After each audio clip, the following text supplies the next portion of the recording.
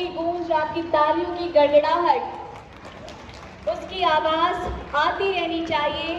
मुंगेर जिला का प्रेम और स्नेह उन तक पहुंचना चाहिए। आपकी तालियां इतनी कमजोर नहीं हो सकती। ये मुंगेर की पावन धरा, ये ऐतिहासिक धरती जोरदार तालियों के साथ अभिनंदन करें माननीय मुख्यमंत्री महोदय जी का।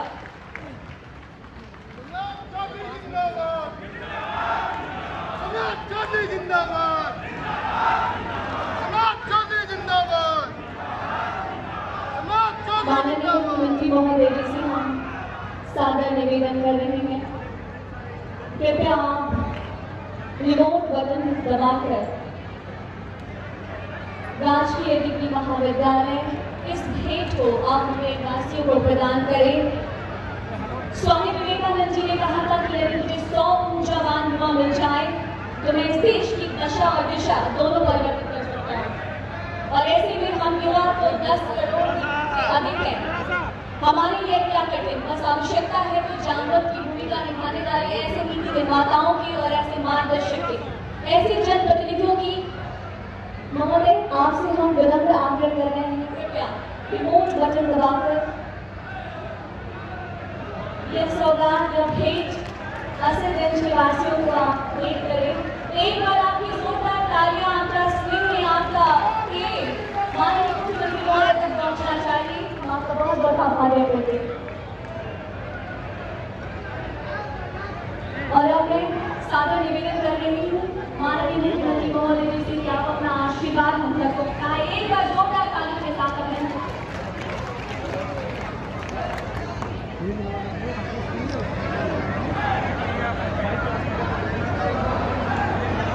भैया थोड़ा सा इधर भी जगह दे दीजिए। भारत माता की। आज राजकीय डिग्री महाविद्यालय असरगंज के इस प्रांगण में उपस्थित तमाम भाइयों, बुजुर्गों, नौजवान साथियों, छोटे छोटे बच्चों, माताएं, बहनों, आज साथियों आपके बीच में मैं कई जगह होते हुए आपके बीच में आ रहा हूं। विधायक के तौर पर तो कभी समय आपके पास दे सकता हूं कि आप बिहार के मुख्यमंत्री के तौर पर बिहार में रोज नए विकास की गाथा को बढ़ा रहा हूं। लेकिन मैं नया डिग्री कॉलेज जब कर रहा था तो अचानक याद आया कि असरगंज हमारा छूट गया। और असरगंज जिसको कि हम लोगों ने चुनाव के पहले स्वीकृत किया था, इसलिए मैं विशेष तौर पर यहाँ आया और आज उद्घाटन करके आपको समर्पित करने आया हूं। साथियों, आज प्रदेश में साथियों आपने मौका दिया, तारापुर से विधायक बनाया। देश के यशस्वी प्रधानमंत्री आदरणीय नरेंद्र मोदी जी ने, बिहार के पूर्व मुख्यमंत्री नीतीश कुमार जी ने और पूरा एनडीए ने मिलकर बिहार की बागडोर देने का काम किया है। मैं जरूर आश्वस्त करता हूं कि तारापुर के एक एक सपने को साकार करना ही हमारा धर्म है। साथियों, इसके साथ साथ जो बिहार के आम लोगों की समस्या, चाहे वो इंफ्रास्ट्रक्चर का काम करना हो, सभी प्रखंडों में डिग्री कॉलेज खोलना हो, 211 जगह पर डिग्री कॉलेज हम लोगों ने खोला, आज इसको जोड़कर 212वां हो गया। और आगे भी अभी हम लोग फैसला लेने जा रहे हैं कि जितना भी बीएड कॉलेज है, सभी बीएड कॉलेज में, बिहार के सभी बीएड कॉलेज में हम डिग्री कॉलेज खोलने का भी काम आपके लिए समर्पित करने का काम, क्योंकि हमारे बच्चे बाहर जा रहे साथी, हमारे छोटे छोटे बच्चे बाहर जाकर उनको पढ़ना पड़ता है। हम लोगों ने मॉडल स्कूल की कल्पना की है। सरस्वती विद्या निकेतन बन रहा है। 551 जगह पर इसकी शुरुआत हुई। आज लगभग 10 जगह पर मैंने फिर आज शुरुआत किया है। ये बढ़कर 561 हो गया। इसको रोज बढ़ाऊंगा और बिहार के बच्चों को पढ़ने के लिए उसके गांव में सारी सुविधा उपस्थित करने का काम किया जाएगा। अब लाइव क्लासेस शुरू किया गया और लाइव क्लासेस के माध्यम से लोग पहले नीट की तैयारी करने जाते थे, जेई की तैयारी करने जाते थे और गरीब बच्चा छूट जाता था। जिसके पास पैसा होता था वही पढ़ाई कर पाता था। लेकिन अब सभी प्रखंडों में जो हमारा मॉडल स्कूल है उसमें 3 तरह की व्यवस्था की गई है। एक तो पूरी संरचना बदल रही है, साथ ही साथ वहां लाइव क्लासेस शुरू करने का काम किया जा रहा है, डिजिटल व्यवस्था शुरू करने का काम किया जा रहा है और साथ साथ रात के 11 बजे एक ऐप हम लोग लोड करवा रहे हैं। जो बच्चे उस स्कूल में पढ़ रहे हैं उनके मोबाइल या लैपटॉप पे हम लोग ऐप एक डाउनलोड करवा रहे हैं, जिसके माध्यम से रात के 11 बजे भी यदि कोई शिक्षक आप खोजिएगा तो 1 मिनट में आपको डिजिटल आपको शिक्षक आपके बच्चों को मिलने का काम करेगा, क्योंकि पूरी व्यवस्था डिजिटल हो गया। अभी 2 मांग बहुत होती रहती है। मैं जब जाता हूं कई जगह पर तो लोग कहते हैं कि सैटरडे को छुट्टी दीजिए। अभी विधानसभा का सत्र भी चल रहा था। मैंने कहा है शिक्षा विभाग को इसके ऊपर वर्कआउट करने के लिए अब बिहार के सभी स्कूलों में, क्योंकि भारत सरकार ने जो शिक्षा नीति राष्ट्रीय स्तर पर लाया है, आज मैं जरूर सभी लोगों को आश्वस्त करता हूं कि अब शनिवार का दिन स्कूल आधा ही चलेगा और पूरा चलाने की व्यवस्था नहीं की है, आधा ही चलेगा। हाफ डे चलाने का काम शुरुआत किया जाए। बिहार के नौजवानों को लगातार इन चीजों से जोड़ने का काम किया जाए। हमारे बच्चे उसके लिए खेलने की व्यवस्था लगातार करना है। अभी यहाँ डेवलपमेंट कमिश्नर साहब हैं और शिक्षा विभाग के पदाधिकारी, इसके सामने एक फील्ड है, इसको भी 1 से 2 महीने के अंदर स्वीकृत कीजिए और वहां काम शुरू करने का काम,